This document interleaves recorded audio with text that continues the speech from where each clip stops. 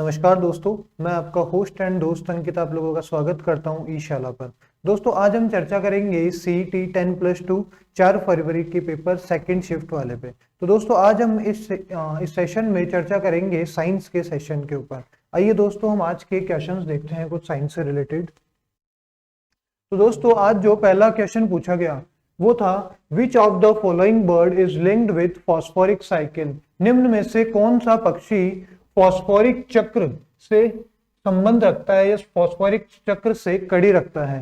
तो दोस्तों आप लोगों को पता होगा फ्रेंच गुयाना या फिर गुयाना बर्ड को इसके लिए जाना जाता है कि सर ये कौन सा बर्ड है, ये कहाँ पाया जाता है। तो दोस्तों अगर हम जाने कि यहाँ अपना नॉर्थ अमेरिका और उसी के जस्ट नीचे अपना साउथ अमेरिका, और साउथ अमेरिका की जो पेरू वाली कोस्ट है उसी कोस्ट पे बर्ड पाया जाता है गुयानो बर्ड, जिसकी बीट का बहुत ज्यादा यूज किया जाता है खाद के जैसे, जिसमें फॉस्फोरिक मात्रा बहुत ही ज्यादा पाई जाती है। तो दोस्तों आपका इसका आंसर हुआ डी, गुयाना पक्षी।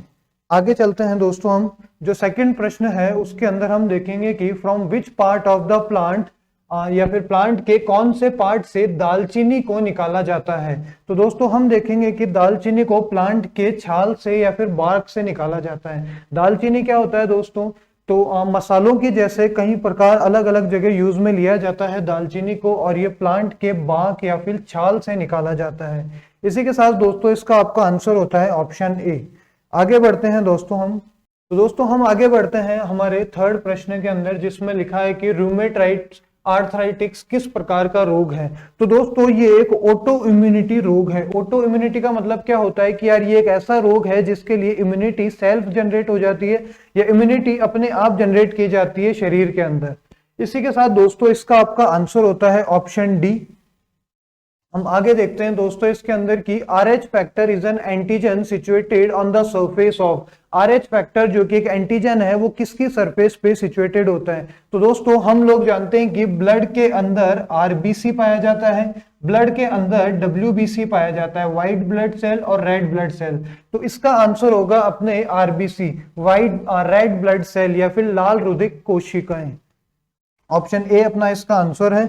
अगर हम आगे देखें CET के सेकंड पेपर के अंदर, तो golden rice was produced to reduce the deficiency of among which of the following.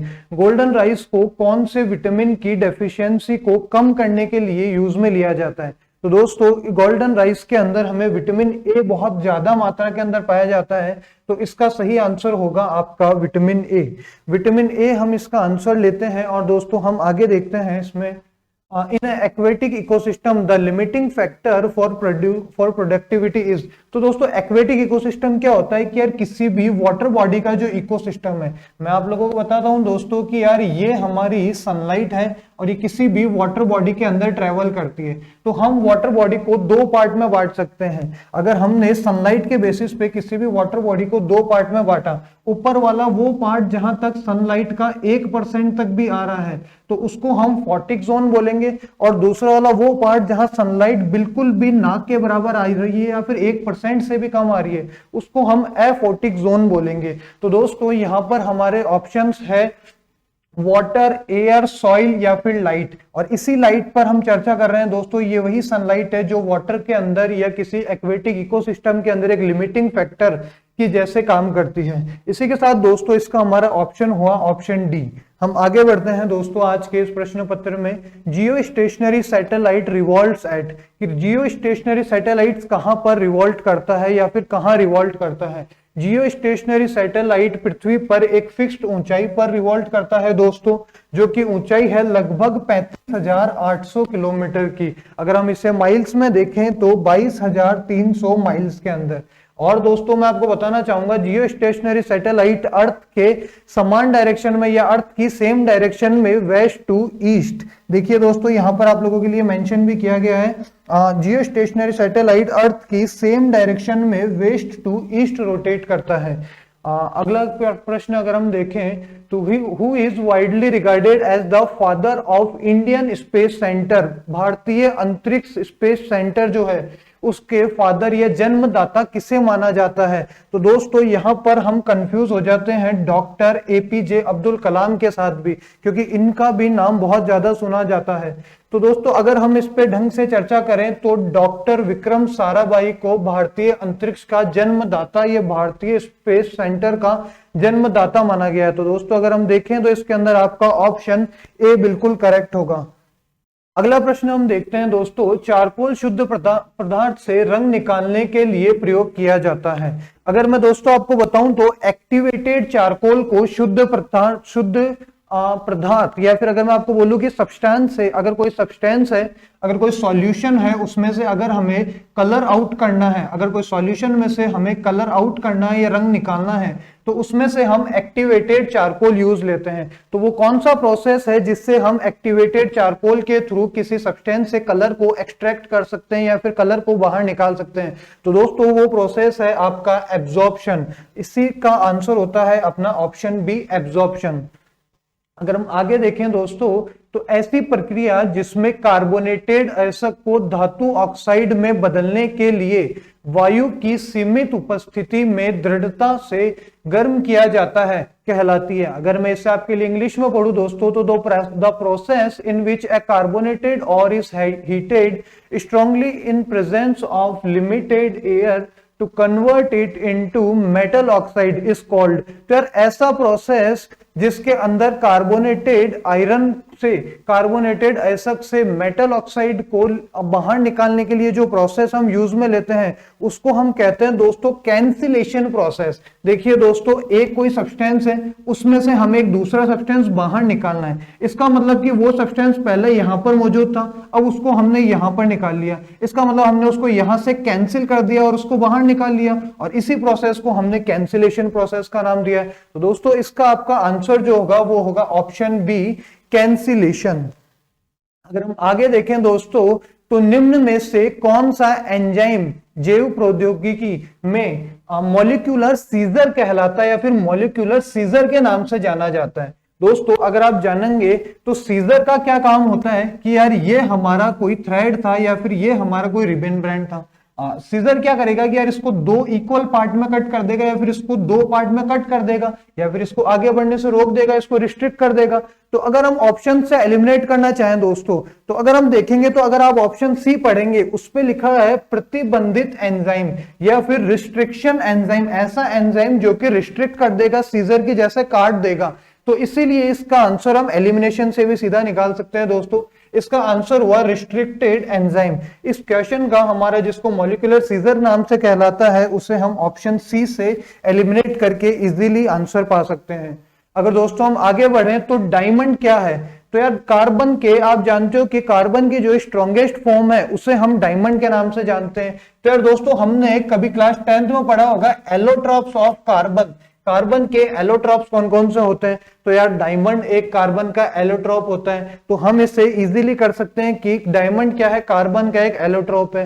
क्या डायमंड के अलावा भी कोई कार्बन के एलोट्रॉप्स होते हैं, तो दोस्तों ग्रेफाइट, फुलरिन भी डायमंड के जैसे ही कार्बन के एलोट्रोप हैं। अगर हम आगे देखें दोस्तों तो मैं आपको एक और बात बताना चाहूंगा कि यार कार्बन कौन सा बॉन्ड बनाता है। एक स्पेशल एलिमेंट है जो कौन सा बॉन्ड बनाता है, कार्बन, जिसे हम सी से दर्शाते हैं, और कार्बन 4 बॉन्ड बना सकता है। एक ऐसा एलिमेंट जो कि कोवलेंट बॉन्ड या फिर शेयरिंग बॉन्ड बनाता है, उसके नाम पे हम कार्बन को जानते हैं। दोस्तों अगर हम आगे बढ़े इसके अंदर तो हम देखेंगे कि यार दस्त के लिए उत्तरदायी ई कॉली एक कैसा बैक्टीरिया है, एक ऐसा बैक्टीरिया है जो कि दस्त के लिए उत्तरदायी है। क्या वो नेगेटिव ग्राम बैक्टीरिया है, क्या वो न्यूट्रल है, पॉजिटिव है या फिर इन्वेजिव है। तो दोस्तों ई कोली जो कि दस्त के लिए उत्तरदायी है, जो कि करंट में कई बार चर्चा में रहता है, ये एक तरह का ग्राम नेगेटिव बैक्टीरिया है। तो इसका आंसर आप लोगों के लिए दोस्तों होता है ऑप्शन ए। अगर हम आगे देखें दोस्तों इसके अंदर तो यूनिवर्सल डोनर ऐसा ब्लड ग्रुप जो सबको दे सकता है या फिर ऐसा खून जो सब पे चढ़ाया जा सकता है, सबको दिया जा सकता है, यूनिवर्सल डोनर जिसको कहते हैं हम। तो दोस्तों अगर आप जानेंगे तो रिचर्डसन बंदर जो था उसके जिसको पीडी बोला जाता है वो लोग हैं ओ ग्रुप वाले, और ओ ग्रुप में भी वो ग्रुप जो सबको दिया जा सकता है उसे हम कहते हैं ओ नेगेटिव। तो अगर आप ऑप्शन में देखेंगे तो आपका ऑप्शन डी जो कि ओ नेगेटिव है वो ब्लड ग्रुप जो कि सबको दिया जा सकता है। तो यार कोई ऐसा ब्लड ग्रुप भी होगा जो सबका ब्लड ग्रुप जो सबका खून ले सकता है, भाई खून लेने वाला भी तो कोई होगा, खून देने वाला है। तो ए बी पॉजिटिव जो है वो यूनिवर्सल एक्सेप्टर है, वो सबका खून ले सकता है, वो सभी प्रकार का खून ग्रहण कर सकता है, और यूनिवर्सल डोनर के अंदर हम लोग जानते हैं ओ नेगेटिव को। अगर हम आगे बढ़े दोस्तों इसी के अंदर, तो ऊपर आपको एक रिएक्शन दी गई है और इस रिएक्शन को आप लोग इजीली सॉल्व कर सकते हैं अगर आपने कक्षा 10 कक्षा 8 में ढंग से पढ़ाई की हो तो दोस्तों अगर हम इसमें चर्चा करें तो आप देख रहे हो कि यहां पर more reactive substance less reactive substance एक दूसरे को डिस्प्लेस कर रहे हैं। तो यार ऐसी कौन सी रिएक्शन होती है जिसमें दो दो बार डिस्प्लेसमेंट होता है? तो यार एक ऐसी रिएक्शन जिसके अंदर मोर रिएक्टिव मतलब बहुत ज्यादा पावरफुल सब्सटेंस कम पावरफुल सब्सटेंस को क्या कर देते हैं, डिस्प्लेस कर देते हैं, और ऐसी रिएक्शन को ही हम क्या कहते हैं, डिस्प्लेसमेंट रिएक्शन। बट यार यहां पर अपने को दो बार डिस्प्लेसमेंट देखने को मिल रहा है, इसीलिए हमने इसको नाम दिया डबल डिस्प्लेसमेंट रिएक्शन। तो आप लोग इजीली ऐसी रिएक्शन को कर पाएंगे। देखो दोस्तों आपको ऑप्शन के लिए यहाँ पे डिस्प्लेसमेंट रिएक्शन भी दी गई है, बट अगर आप देखें तो यहाँ पर दो दो बार डिस्प्लेसमेंट हो रहा है, इसीलिए हमने इसको डबल डिस्प्लेसमेंट रिएक्शन का नाम दिया। तो आपका ऑप्शन ए बिल्कुल सही हो गया। उम्मीद है दोस्तों आप लोगों ने बहुत अच्छा किया होगा सीईटी 10+2 के अंदर। अगर हम आगे बढ़े दोस्तों, तो which colour of light deviate maximum, कौन सा कलर लाइट का जो है वो मैक्सिमम डेविएट होता है, बहुत ज्यादा फैलता है? तो दोस्तों अगर आप प्रिज्म को पहचानते हैं और जब सनलाइट जो कि एक व्हाइट लाइट है, सनलाइट जो कि एक व्हाइट लाइट है, जब वो प्रिज्म से पास होती है तो वो 7 कलर के अंदर बढ़ जाती है, और वो 7 कलर हम कुछ इस प्रकार लेते हैं जिन्हें हम विबग्योर के नाम से जानते हैं। और अगर हम मैक्सिमम डेविएट की बात करें तो विबग्योर के अंदर जो फर्स्ट प्लेस के ऊपर है जिसे हम वॉयलेट के नाम से जानते हैं, तो यार ये वॉयलेट जिसे हम बैंगनी भी कहते हैं, तो ये ही वो कलर है जो कि ज्यादा से ज्यादा फैलता है या ज्यादा से ज्यादा डेविएट होता है। अगर दोस्तों हम आगे बढ़े तो दोस्तों अगर हम आगे अगले क्वेश्चन में देखें तो हम देखेंगे कि यार ये फैटी लीवर जो है ये क्या होता है। तो यार फैटी लीवर एक तरह की डिजीज है, पर डिजीज भी यार कई प्रकार की होती है। ये कैसी डिजीज है? तो ये क्या है दोस्तों, एक ये क्वाशी का डिजीज है या फिर क्वाशियो का डिजीज है। तो इसी के साथ आपका इसका ऑप्शन ए बिल्कुल सही होता है। अगर दोस्तों हम आगे बढ़े तो अपना अगला क्वेश्चन आता है लेंस मिरर वाले चैप्टर से। अगर हम इसके अंदर देखें तो आप लोगों को कई बार बताया होगा, अगर हम क्वेश्चन भी नहीं पढ़े तो आप इस चीज को इजीली कर पाएंगे। या फिर मैं आप लोगों के लिए एक बात बता देता हूं कि यार एक 14 वर्ष का बच्चा है जिसको श्याम पटल मतलब कि ब्लैक बोर्ड पर लिखा हुआ ढंग से नजर नहीं आ रहा है। ब्लैक बोर्ड कितनी दूरी पर है? तो यार लगभग 5 मीटर की दूरी पर इसका ब्लैक बोर्ड है और इनको समझ में नहीं आ रहा है। यार दोस्तों देखो उसे दूर का समझ में नहीं आ रहा है, और हम सबने पढ़ा कि जब दूर का समझ में नहीं आता मतलब कौन सी बीमारी होती है? निकट दृष्टिकोण। जब दूर का समझ में नहीं आता इसका मतलब निकट दृष्टिकोण, और निकट दृष्टिकोण को ही हम इंग्लिश में मायोपिया कहते हैं। तो मायोपिया हमें बीमारी तो समझ में आ गई। अब यार इसको सही कैसे किया जाए या फिर कौन सा लेंस इसके लिए यूज लिया जाए? तो यार दोस्तों आप जानते हो कि 2 तरह के लेंस होते हैं, number 1 concave lens, number 2 convex lens. तो अब यहाँ पर उसको वो चीज दिखानी है तो इसके लिए हम कौन सा लेंस यूज में लेंगे? हम लोग इसके लिए कॉनकेव लेंस लेंगे। कि केव कैसे बोला सर आपने? तो यार कॉनकेव हम ऐसे पहचान सकते हैं कि यार जहां पर केव बने, जहां पर गुफा जैसे संरक्षण बने तो हम उसको कॉनकेव कहते हैं। और अगर आप देख सकते हैं तो यहाँ पर देखो केव बन रही है, तो ये कुछ पहचानने के तरीके होते हैं। अगर हम आगे बढ़े दोस्तों तो इसका आंसर होगा निकट दृष्टिकोण अवतल लेंस या फिर मायोपिया कॉनकेव लेंस। अगर हम आगे देखते हैं दोस्तों तो XEF5 प्लस XEF5 पॉजिटिव की संरचना कैसी होगी या फिर इसकी स्ट्रक्चर कैसी होगी? तो दोस्तों ये एक ऐसा मॉलिक्यूल है जिसके अंदर XE के साथ में 5 F जुड़े हुए हैं। अगर 5 F जुड़े हुए हैं एक मॉलिक्यूल के साथ में, अगर 5 F जुड़े हुए हैं तो हम उसको कुछ ऐसे अरेंज कर सकते हैं कि एक F इधर, एक F इधर, एक F यहां पर और एक F यहां पर। अब भी सर एक F बच रहा है तो वो एक F इसके परपेंडिकुलर में ऊपर आएगा।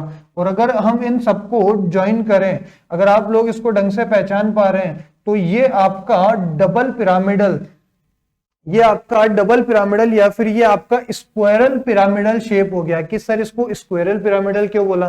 देखिए दोस्तों, मैंने आप लोगों के लिए यहाँ पर एक इमेज लगाई है जिसके अंदर आप देख सकते हैं कि नीचे तो एक स्क्वायर बन रहा है और ऊपर आप देखें तो जैसा प्रिज्म में पिरामिड होता है तो वैसा ही यहाँ पर आपको पिरामिड देखने को मिल रहा है। इसीलिए हम इसके अंदर squirrel pyramidal shape option A को बिल्कुल सही बता सकते हैं। अगर दोस्तों हम आगे बढ़े इसके अंदर तो a pair of genes which contrasting characteristics is termed as, एक ऐसा पेयर जीन्स का जो कि कॉन्ट्रास्टिंग कैरेक्टरिस्टिक्स रखता है तो यार इसको हम बोलते हैं दोस्तों जीनोटाइप, या फिर क्या हम इसको होमोजीनियस या हेट्रोजीनियस के नाम से कुछ पहचान जाएंगे यार दोस्तों?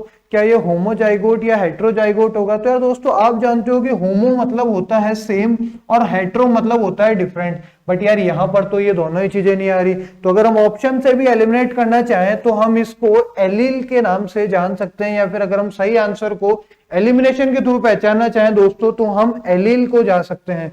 तो इसी का अपना आंसर होगा ऑप्शन सी।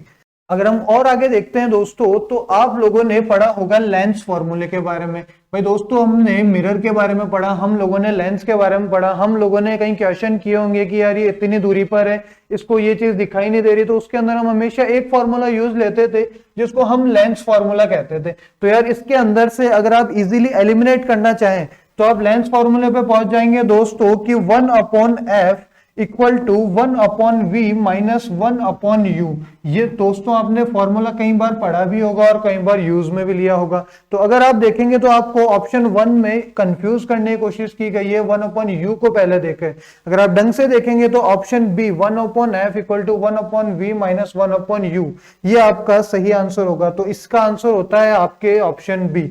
इसी के साथ दोस्तों आज का हमारा साइंस का CET 10+2 एग्जामिनेशन का पेपर सॉल्व होता है। तो दोस्तों इसी प्रकार की निःशुल्क जानकारी के लिए आप हमारे चैनल ई शाला पर बने रहिए। दोस्तों इसी प्रकार की CET से रिलेटेड या आगामी परीक्षा से रिलेटेड आपको कई प्रकार के वीडियो अलग अलग सब्जेक्ट के इस चैनल पर निःशुल्क अवेलेबल होंगे। तो दोस्तों मैं आपसे बस एक ही रिक्वेस्ट करता हूं कि आप अपना सपोर्ट बनाए रखें, आप इजीली इसे लाइक शेयर और सब्सक्राइब करें। धन्यवाद दोस्तों।